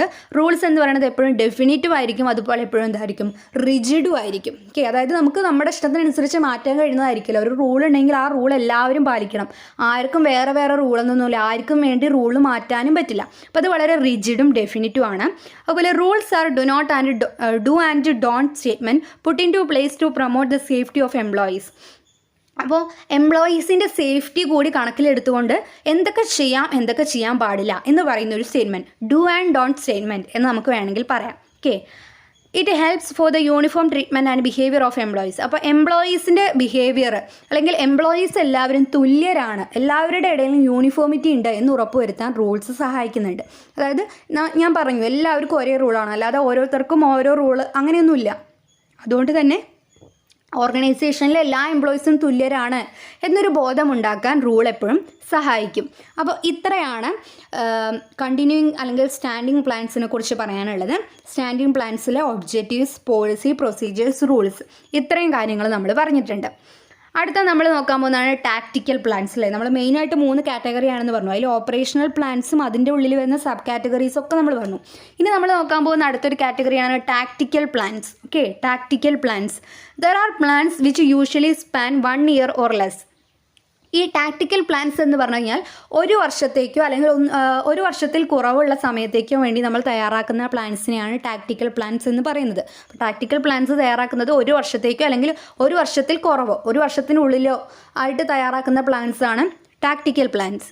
It is concerned with what the lower level units within each division must do, how they must do it, and who is in charge at each level. അപ്പോൾ ഈ പ്ലാൻസിൽ എന്താണ് പറഞ്ഞിട്ടുണ്ടാവുമെന്ന് വെച്ച് കഴിഞ്ഞാൽ ഓരോ lower ലെവലിലുള്ള ആൾക്കാരും ഓരോ ലോവർ ലെവലിൽ ഓരോ ഡിവിഷനിലും ഓരോ ലോവർ ലെവലിൽ ഒരുപാട് എംപ്ലോയീസ് ഉണ്ടാവില്ലേ. അപ്പോൾ ഓരോ എംപ്ലോയീസ് അല്ലെങ്കിൽ ഓരോ ലെവലിലുള്ളവരും എന്തൊക്കെ ആക്ടിവിറ്റീസ് ചെയ്യണം, എന്തൊക്കെ ആക്ടിവിറ്റീസ് ചെയ്യാൻ പാടില്ല, അതുപോലെ എങ്ങനെയാണ് അവരുടെ ആക്ടിവിറ്റീസ് അവർ ചെയ്യേണ്ടത്, അതുപോലെ ആർക്കാണ് ആ ആക്ടിവിറ്റിക്കൊക്കെ ഇൻചാർജ് കൊടുക്കേണ്ടത് തുടങ്ങിയ കാര്യങ്ങളൊക്കെ ഡിഫൈൻ ചെയ്ത് വെച്ചിരിക്കുന്ന പ്ലാൻസാണ് ടാക്റ്റിക്കൽ പ്ലാൻസ്. ഓക്കെ, അപ്പോൾ ഈ ടാക്റ്റിക്കൽ പ്ലാൻസിലായിരിക്കും എഴുതി വെച്ചിരിക്കുന്നത് ഓരോ ഡിവിഷനിലും ഓരോ ലോവർ ലെവൽ എംപ്ലോയീസിലും എന്തൊക്കെ ആക്ടിവിറ്റീസ് അവർ ചെയ്യണം, അവരെങ്ങനെയൊക്കെയാണ് അവരുടെ ആക്ടിവിറ്റീസ് ചെയ്യേണ്ടത്, അവിടുത്തെ ഇൻചാർജ് ആർക്കാണ് തുടങ്ങിയ കാര്യങ്ങളൊക്കെ നമ്മൾ എഴുതി വെച്ചിരിക്കുക ഈ ടാക്റ്റിക്കൽ പ്ലാൻസിലായിരിക്കും. അതുപോലെ tactics are the means needed to activate a strategy and make it work. അതുപോലെ ഒരു ഓർഗനൈസേഷൻ ഒരു സ്ട്രാറ്റജി ഉണ്ടെങ്കിൽ ആ സ്ട്രാറ്റജീനെ ആക്ടിവേറ്റ് ചെയ്യുന്നതും ആ സ്ട്രാറ്റജി നടപ്പാക്കുന്നതിനൊക്കെ സഹായിക്കുന്നുണ്ട് എന്ത്, ടാക്റ്റിക്കൽ പ്ലാൻസ്. ഓക്കെ, അപ്പോൾ അത്രയാണ് ടാക്റ്റിക്കൽ പ്ലാൻസിനെ കുറിച്ച് പറയാനുള്ളത്. ഓരോ ലോവർ ലെവൽ ഓരോ ഡിവിഷനിലുള്ള ഓരോ എംപ്ലോയീസ് അല്ലെങ്കിൽ ഓരോ ഡിവിഷനും എന്തൊക്കെ കാര്യങ്ങൾ ചെയ്യണം, എങ്ങനെ ചെയ്യണം, ആർക്കാണ് അവിടുത്തെ ഇൻചാർജ് തുടങ്ങിയ കാര്യങ്ങളൊക്കെ ഫിക്സ് ചെയ്ത് വെച്ചിരിക്കുന്നത് ഈ ടാക്റ്റിക്കൽ പ്ലാൻസിലായിരിക്കും എന്ന് മനസ്സിലാക്കാം. അതുപോലെ നമ്മുടെ തേർഡ് കാറ്റഗറിയാണ് strategic plans. Okay, strategic plans it look ahead over the 4, 5 or even more years to move the organization from where it currently to where it wants to be. അപ്പോൾ ഈ സ്ട്രാറ്റജിക് പ്ലാൻസ് എന്ന് പറയുന്നത് 4 വർഷത്തേക്കോ 5 വർഷത്തേക്കോ ഒക്കെ വേണ്ടി തയ്യാറാക്കുന്നതാണ്. 4 അല്ലെങ്കിൽ 5 വർഷത്തേക്കൊക്കെ വേണ്ടിയിട്ടാണ് ഒരു സ്ട്രാറ്റജിക് പ്ലാൻ തയ്യാറാക്കുന്നത്. ഈ ഒരു പ്ലാനിൽ പറഞ്ഞിരിക്കുന്നത് വേറൊന്നല്ല, ഓർഗനൈസേഷൻ ഇപ്പോൾ നിൽക്കുന്ന അവസ്ഥയിൽ നിന്ന് ഓർഗനൈസേഷൻ എക്സ്പെക്റ്റ് ചെയ്യുന്ന പ്രതീക്ഷിക്കുന്ന ഒരു അവസ്ഥയിലേക്ക് എത്തിപ്പെടാൻ വേണ്ടി തയ്യാറാക്കുന്ന പ്ലാൻസാണ് സ്ട്രാറ്റജിക് പ്ലാൻസ്. അതായത് ഓർഗനൈസേഷൻ ഇപ്പോൾ നിൽക്കുന്ന അവസ്ഥ എന്ന് പറഞ്ഞു കഴിഞ്ഞാൽ ചിലപ്പോൾ ഇപ്പോൾ വെറും 0-ലായിരിക്കും ഓർഗനൈസേഷൻ നിൽക്കുന്നത്. പക്ഷേ ഓർഗനൈസേഷൻ ആഗ്രഹിക്കുന്നത് ഒരു 10 കോടി പ്രോഫിറ്റ് ആണെന്നുണ്ടെങ്കിൽ ഈ 0-ൽ നിന്ന് 10 കോടി പ്രോഫിറ്റിലേക്ക് എത്തണമെങ്കിൽ ഓർഗനൈസേഷൻ ഒരുപാട് കാലം യാത്ര ചെയ്യേണ്ടി വരും അല്ലേ. അപ്പോൾ അത്രയും കാലയളവിന് വേണ്ടി ഉണ്ടാക്കുന്ന പ്ലാൻസാണ് സ്ട്രാറ്റജിക് പ്ലാൻസ്. ഓക്കെ, അപ്പോൾ ഓർഗനൈസേഷൻ്റെ ഇപ്പോഴത്തെ പൊസിഷനിൽ നിന്ന് ഓർഗനൈസേഷൻ എക്സ്പെക്റ്റ് ചെയ്യുന്ന ഒരു പൊസിഷനിലേക്ക് എത്താൻ വേണ്ടി ഒരു ഓർഗനൈസേഷൻ ഉണ്ടാക്കുന്ന പ്ലാൻസാണ് സ്ട്രാറ്റജിക് പ്ലാൻസ്. ഓക്കെ, അപ്പോൾ നമ്മൾ ടൈപ്സ് ഓഫ് പ്ലാൻസ് ആണ് പറഞ്ഞത്. ഓപ്പറേഷണൽ പ്ലാൻസ്, അതുപോലെ സ്ട്രാറ്റജിക് പ്ലാൻസ്, അതുപോലെ ടാക്റ്റിക്കൽ പ്ലാൻസ്, ഇത്രയും കാര്യങ്ങൾ നമ്മൾ പറഞ്ഞിട്ടുണ്ട്. ഇനി നമ്മൾ നോക്കാൻ പോകുന്ന ലാസ്റ്റ് ഒരു ടോപ്പിക്കാണ് barriers two of effective planning. അതായത് ഒരു ഓർഗനൈസേഷൻ എഫക്റ്റീവായിട്ട് പ്ലാൻ ഉണ്ടാക്കുമ്പോൾ വരുന്ന കുറച്ച് തടസ്സങ്ങൾ എന്തൊക്കെയാണ്, ഒരു എഫക്റ്റീവ് പ്ലാനിങ്ങിന് തടസ്സമാകുന്ന ചില കാര്യങ്ങൾ. First one, difficulty of accurate premising. Okay, difficulty of accurate premising, അതായത് പ്രിമൈസിങ്ങിൽ വരുന്ന അക്യുറസി കുറവ്. അതായത് നമുക്കറിയാം ഒരു പ്ലാൻ തയ്യാറാക്കുന്നത് ഒരുപാട് ഫ്യൂച്ചർ ഇവൻറ്റ്സിനെ അസംഷൻ ആക്കിക്കൊണ്ടാണ്. അതായത് ഫ്യൂച്ചറിൽ ഇങ്ങനെയൊക്കെ ഉണ്ടാവുമെന്ന് നമ്മൾ അസംഷൻ കൊടുത്തുകൊണ്ടാണ് ഓരോരുത്തരും ഒരു പ്ലാൻ തയ്യാറാക്കുന്നത്. അപ്പോൾ ഈ നമ്മൾ കൊടുക്കുന്ന അസംഷൻ എന്തെങ്കിലും ഒരു നെഗറ്റീവ് ഉണ്ടെങ്കിൽ അത് നമ്മുടെ ഓർഗനൈസേഷൻ്റെ ഭാവിയെയും വളരെ മോശമായി തന്നെ ബാധിക്കും. അപ്പോൾ അതാണ് ഡിഫിക്കൽട്ടി ഓഫ് അക്യുറേറ്റ് പ്രിമൈസിങ് എന്ന് പറയുന്നൊരു ഭാഗത്ത് പറയുന്നത്. അടുത്തതാണ് lack of appropriate planning climate. Lack of appropriate planning climate. Lack of an appropriate planning climate within the organization as a whole is one of the barrier of planning. There may be lack of top management support. അതായത് ഓർഗനൈസേഷന് planning തയ്യാറാക്കണം എന്നുണ്ടെങ്കിൽ നല്ലൊരു climate വേണം. അതായത് ഓർഗനൈസേഷൻ്റെ ഉള്ളിലും പുറത്തായാലും അതിന് നല്ലൊരു സാഹചര്യം, ഒരു അറ്റ്മോസ്ഫിയർ കിട്ടണം. ചിലപ്പോൾ ഒരു ഓർഗനൈസേഷൻ്റെ ഉള്ളിൽ പ്ലാനിങ് നടപ്പാക്കുമ്പോൾ ചിലപ്പോൾ അവിടെയുള്ള ടോപ്പ് ലെവലിൻ്റെ സപ്പോർട്ടൊന്നും കാര്യമായിട്ട് കിട്ടിക്കൊള്ളണമെന്നില്ല. അപ്പോൾ അതാണ് മറ്റൊരു നെഗറ്റീവ്. അതുപോലെ internal inflexibility. At the time of planning, the objectives of the organization, its policies, procedures, rules, programs, etc. are determined. It is very difficult to bring in changes time and again. It is known as internal inflexibility. അതായത് internal inflexibility എന്നുകൊണ്ട് ഉദ്ദേശിക്കുന്നത് organisation തുടങ്ങുന്നതിന് മുൻപ് തന്നെ plan ഉണ്ടാക്കി വയ്ക്കില്ലേ, എന്തൊക്കെ policies എന്തൊക്കെയാണ്, procedures എന്തൊക്കെയാണ്, റൂൾസ് എന്തൊക്കെയാണ്, പ്രോഗ്രാംസ് എന്തൊക്കെയാണെന്നൊക്കെ പറഞ്ഞ് ഓൾറെഡി ഇങ്ങനെ പ്ലാൻ സെറ്റ് ചെയ്ത് വെച്ചിട്ടുണ്ടാവും. അപ്പോൾ ഇങ്ങനെ പ്ലാൻ സെറ്റ് ചെയ്ത് വെച്ച് കഴിയുമ്പോൾ പിന്നീട് ഓർഗനൈസേഷൻ പ്രവർത്തിക്കുന്ന സമയത്ത് ഈ പ്ലാൻ ഒന്ന് മാറ്റുക എന്ന് പറയുന്നത് നടക്കുന്ന കാര്യമില്ല, അല്ലേ? ഓൾറെഡി സെറ്റ് ചെയ്ത് വെച്ചിരിക്കുകയാണ്. അപ്പോൾ ഇങ്ങനെ മാറ്റാൻ കഴിയാതെ വരിക, അതിനെയാണ് ഇൻറ്റേർണൽ ഇൻഫ്ലെക്സിബിലിറ്റി എന്ന് പറയുന്നത്. അടുത്തതാണ് എക്സ്റ്റേണൽ ഇൻഫ്ലെക്സിബിലിറ്റി. അതായത് ഉള്ളിലുള്ള കാര്യങ്ങൾ മാത്രമല്ല മാറ്റാൻ പറ്റാത്തത്, അല്ലേ? പുറമേയുള്ള കാര്യങ്ങളുണ്ട്. സോഷ്യലും എക്കണോമിക്കലും പൊളിറ്റിക്കലും ടെക്നോളജിക്കലും ഒക്കെ ആയിട്ടുള്ള ഒരുപാട് കാര്യങ്ങളുണ്ട്. അതിലൊക്കെ ഒരു ഇൻഫ്ലെക്സിബിലിറ്റി വരിക, അതൊന്നും മാറ്റാൻ കഴിയാത്ത അവസ്ഥ വരിക, അതാണ് എക്സ്റ്റേണൽ ഇൻഫ്ലെക്സിബിലിറ്റി. അടുത്താണ് procedural inflexibility and continued pressure on line managers to act quickly so that there is no sufficient time to prepare effective plans may create severe problems in planning. അതായത് പ്ലാനിങ് ഉണ്ടാക്കുന്നതിലുള്ള വലിയൊരു പ്രശ്നം എന്ന് പറയുന്നത് ചില മാനേജേഴ്സൊക്കെ വളരെ പെട്ടെന്ന് പ്രൊസീജിയേഴ്സൊക്കെ പെട്ടെന്ന് ആയിക്കോട്ടെ എന്ന് പറഞ്ഞിട്ട് ക്വിക്കായിട്ട് എല്ലാം വേണമെന്ന് പറഞ്ഞിട്ട് നിർബന്ധം പിടിക്കും. അങ്ങനെ നിർബന്ധം പിടിക്കുന്ന സമയത്ത് ഓർഗനൈസേഷന് അല്ലെങ്കിൽ എംപ്ലോയീസിന് അല്ലെങ്കിൽ ഒരു പ്ലാൻ തയ്യാറാക്കുന്ന ഒരു പ്ലാനർക്ക് പല രീതിയിലുള്ള പ്രൊസീജിയർ ഇഷ്യൂസും ഉണ്ടാവാൻ സാധ്യതയുണ്ട്. അപ്പോൾ അതാണ് പ്രൊസീജിയറൽ ഇൻഫ്ലെക്സിബിലിറ്റി എന്നുകൊണ്ട് ഉദ്ദേശിക്കുന്നത്. അടുത്താണ് അൺസർട്ടൈനിറ്റി. അത് നമ്മളെപ്പോഴും പറയാറുള്ള കാര്യമാണ്, അല്ലേ? നമ്മൾ ഫ്യൂച്ചറിൽ ഇങ്ങനെയൊക്കെ വരും എന്ന് പറഞ്ഞാൽ അസംഷൻ കൊടുത്തുകൊണ്ടാണ് ഇപ്പോൾ പ്ലാൻ ഉണ്ടാക്കുന്നത്. പക്ഷേ ഫ്യൂച്ചർ എന്ന് പറയുന്നത് എന്താണ്? അൺസർട്ടൈൻ ആണ്. എന്ത് വേണമെങ്കിലും ഫ്യൂച്ചറിൽ നടക്കാം. അപ്പോൾ അതാണ് ഒരു പ്ലാൻ ഉണ്ടാക്കുന്നതിലുള്ള മറ്റൊരു ബാരിയർ, അൺസർട്ടൈനിറ്റി. അടുത്താണ് ടെക്നിക്കൽ പ്രോബ്ലംസ്. ഒരു പ്ലാൻ ഉണ്ടാക്കുമ്പോൾ ഒരുപാട് ടെക്നിക്കൽ ഇഷ്യൂസ് ഉണ്ടാവാം, അല്ലേ? പല രീതിയിലുള്ള ടെക്നിക്കൽ പരമായിട്ടുള്ള പല പ്രോബ്ലംസും നെഗറ്റീവ്സും ഒരു പ്ലാൻ ഉണ്ടാക്കുമ്പോൾ വരാം. അതുപോലെ അടുത്തൊന്നാണ് സബ്സ്റ്റാൻഡേർഡ് ഇൻഫർമേഷൻ. നമുക്കറിയാം നമ്മളൊരു പ്ലാൻ ഉണ്ടാക്കുന്ന ഒരുപാട് ആൾട്ടർനേറ്റീവ്സിനൊക്കെ തിരഞ്ഞെടുത്തുകൊണ്ടാണ്, അല്ലേ? അപ്പോൾ ഈ ആൾട്ടർനേറ്റീവ്സൊക്കെ സെലക്ട് ചെയ്യുന്ന സമയത്ത് അതൊക്കെ ഔട്ട് ഓഫ് ഡേറ്റോ അല്ലെങ്കിൽ പുവർ ക്വാളിറ്റി ആയിട്ടുള്ളതൊക്കെ ആണെന്നുണ്ടെങ്കിൽ അത് ഓർഗനൈസേഷൻ്റെ പ്ലാനിങ്ങിനെ വളരെ മോശമായി തന്നെ ബാധിക്കും. അപ്പോൾ അതാണ് മറ്റൊരു പോയിന്റ്. അപ്പോൾ ഇവിടെയൊക്കെ നമ്മൾ പോയിന്റ് മാത്രമേ കൊടുത്തിട്ടുള്ളൂ. അപ്പോൾ എക്സാമിന് നിങ്ങളടുത്ത് ബാരിയേഴ്സ് ചോദിക്കുമ്പോൾ നിങ്ങൾ പോയിന്റ് മാത്രം എഴുതിയാൽ പോരാ, നിങ്ങളതിൻ്റെ ഒരു എക്സ്പ്ലനേഷനും കൂടി എഴുതാം. അപ്പോൾ ഓരോന്നിൻ്റെ എക്സ്പ്ലനേഷൻ ഞാനിവിടെ എക്സ്പ്ലെയിൻ ചെയ്തിട്ടുണ്ട്. അപ്പോൾ നിങ്ങളത് കേട്ട ശേഷം നിങ്ങൾ തന്നെ നിങ്ങളുടെ വേർഡ്സിൽ ഒരു എക്സ്പ്ലനേഷൻ ഉണ്ടാക്കിയിട്ട് എക്സാമിന് അത് ക്വസ്റ്റ്യൻ ചോദിക്കുമ്പോൾ ഒരു എക്സ്പ്ലനേഷൻ കൂടി കൊടുക്കാൻ മറക്കരുത്, ഇല്ലെങ്കിൽ നിങ്ങൾക്ക് അതിൻ്റെ ഫുൾ മാർക്സ് കിട്ടില്ല. അപ്പോൾ ഇത്രയും കാര്യങ്ങളാണ് നമുക്ക് പറയാനുള്ളത്. അപ്പോൾ നമ്മൾ പ്ലാനിങ് എന്ന് പറയുന്ന ഒരു ഭാഗം കംപ്ലീറ്റ് ചെയ്തിട്ടുണ്ട്. ഇനി നമുക്ക് ഡിസിഷൻ മേക്കിംഗ് ആണ് നോക്കാനുള്ളത്. അത് നമുക്ക് അടുത്ത സെഷനിൽ നോക്കാം. അപ്പോൾ വീഡിയോ എല്ലാവർക്കും ക്ലിയർ ആയിട്ടുണ്ടാവുമെന്ന് വിചാരിക്കുന്നു. ഇഷ്ടമായെങ്കിൽ ചാനൽ സബ്സ്ക്രൈബ് ചെയ്യാൻ മറക്കരുത്. കൂടാതെ ബെല്ലൈക്കൺ കൂടി പ്രസ് ചെയ്യുക, എങ്കിൽ മാത്രമേ ഞാനിടുന്ന വീഡിയോസിൻ്റെ നോട്ടിഫിക്കേഷൻസ് നിങ്ങൾക്ക് കിട്ടുള്ളൂ. നിങ്ങൾക്ക് ഇഷ്ടമായെങ്കിൽ വീഡിയോ ലൈക്ക് ചെയ്യാൻ മറക്കരുത്. നിങ്ങളുടെ ഫ്രണ്ട്സിന് ഷെയർ ചെയ്യുക. പുതിയൊരു വീഡിയോ ആയിട്ട് വീണ്ടും കാണാം. താങ്ക്